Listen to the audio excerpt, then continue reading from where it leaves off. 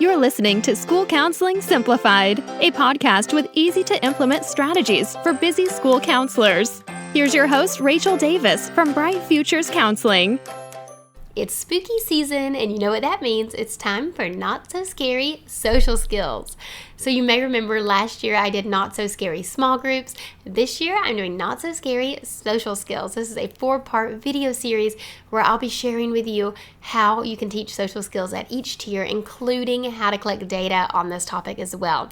Social skills is an essential part of school counseling. I'm sure you're getting so many referrals for this topic, and I want to help you master it. So in this free training, I'll help you spice up your social skills sessions by giving you applicable tools and strategies you can use with your kiddos right away. Watch all 4 videos for a special social skills freebie and to earn a PD certificate. Like I said, it's a 4-part video series, a completely free training, and I hope you'll join me for these not so scary social skills. You can sign up at stressfreeschoolcounseling.com/scary. Thanks for listening to another episode of School Counseling Simplified. So today I have some really fun fall activity ideas that I want to share with you. So you may be thinking, usually talk about data and all kinds of hardcore counselor stuff. Why are we talking about silly little fall activities? Well, let me tell you, in my experience, whenever you put some time and energy into making something fun and memorable, the kiddos love it. They really resonate with it. They remember, oh, that was so cool. That's a great way to connect something I'm interested in or something cool that's going on right now with a concept that she's teaching. So I love this. I love to do seasonal twists just to make things more fun and exciting. After all, we're mostly working with elementary schoolers here. So we want to keep it fun, right? It's elementary school. It's supposed to be super fun. But then on the same token, we want to get our kiddos engaged and excited about what we're teaching them. We want to hold their attention, which is so short. These attention spans are crazy short right now. And we want it to be memorable. We want them to actually retain the information that we're teaching them. Okay, so let's dive into some fun fall activity ideas that you can use in school counseling this month.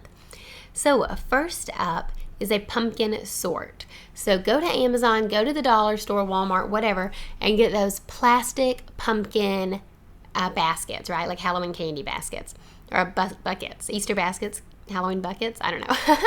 But you know what I'm talking about, the little jack-o'-lantern ones. And they have orange, purple, all the colors. Get some buckets, and then you can use these for sorting. Now, there's a variety of sorting activities you can do.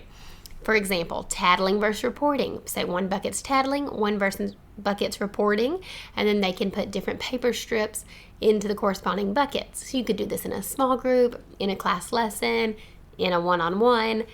Take the buckets with you everywhere and have the kids use them to sort. Oh, these statements are tattling. I'm going to put them in the tattling pumpkin. These are reporting. I'm going to put them in the reporting. So, for example, she's coloring on my paper. That's more of a tattling situation. But if someone's really hurt, that would be a reporting situation.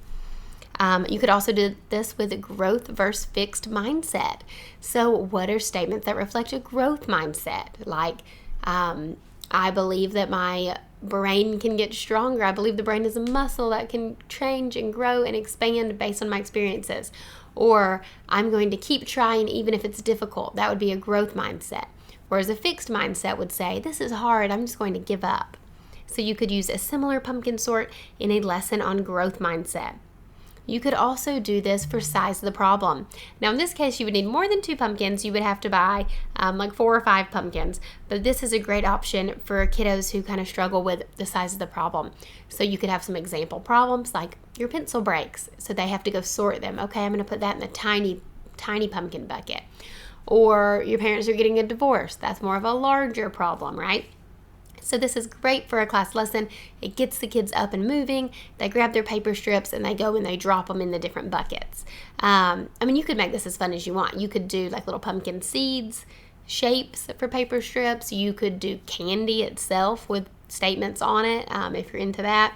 Whatever you think is best for your kiddos.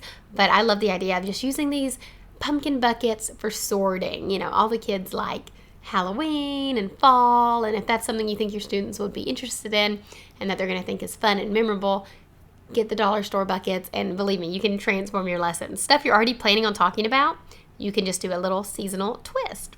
Now, if you want to take it to the next level and do like more Halloween or specific things, you could do a coping skills lesson. So perhaps you're doing a coping skills lesson where you're teaching, different ways to calm down, different coping strategies.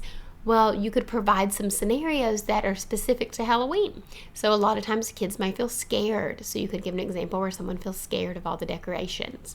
Or maybe someone feels nervous that their friends aren't going to like their costume. Or maybe someone feels sick because they ate too much candy. Whatever it is, you can use actual seasonal examples to kind of spice up your coping skills lesson. Now, I have a few resources for you guys. I'm going to link to them in the show notes. I have a seed sort for size the problem, and then I have one for self-regulation. So for size the problem, it's like I was saying, where you would kind of rank your problems and put those seeds on the different pumpkin sizes.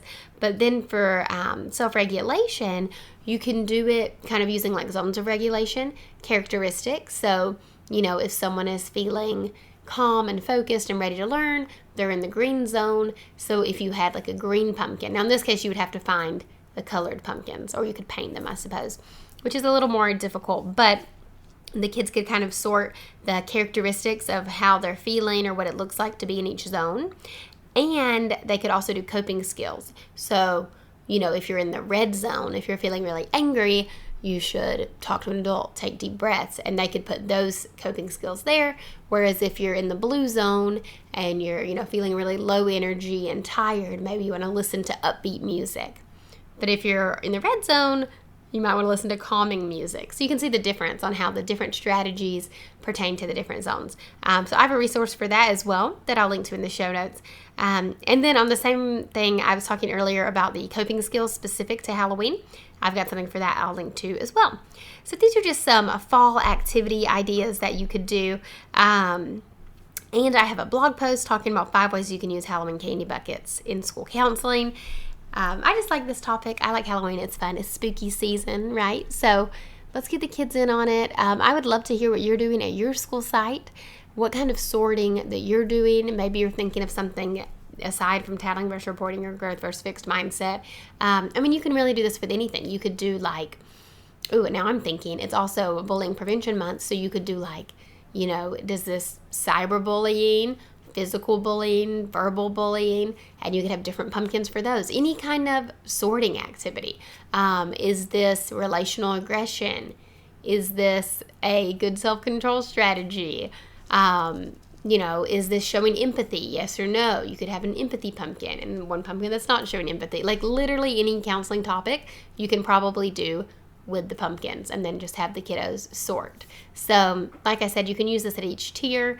At the class lesson tier, something like size the problem, having multiple pumpkins would be fun. Kids are coming up to the front of the class to sort them. They could read their example out loud and then put it in the pumpkin they think it is.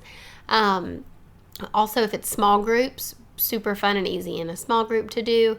And then even one-on-one, if you want to reinforce the concept, sometimes the one-on-one sessions can get a little dull. You're just sitting at a table, so sometimes it's fun to bring out some props. Okay, guys, I hope you find these activity ideas fun and helpful as you're in the fall season. If you use any of these, please tag me on Instagram at Bright Futures Counseling. I would love to see what you're doing. And please don't forget, I am doing a special free video series for you guys this month called Not So Scary Social Skills. So social skills is one of those counseling topics that we usually teach at all 3 tiers, and it's so important. So I can't wait to help you with that. So it's a 4-part video series focusing on Tier 1 class lessons on social skills small groups, social skills individual sessions, and collecting data when it comes to social skills. So that's a lot of S's. But I hope you guys will join me for that. You can go to stressfreeschoolcounseling.com/scary to sign up for that Not So Scary Social Skills video series. All right, guys, thank you so much. Have an awesome spooky season, and I'll talk to you next week. Thanks for listening to School Counseling Simplified. You can find the links from today's episode in the show notes. If you'd like to connect with Rachel, she's on Instagram and Teachers Pay Teachers at Bright Futures Counseling. Be sure to subscribe to the podcast so you don't miss any episodes of School Counseling Simplified. Talk to you next week.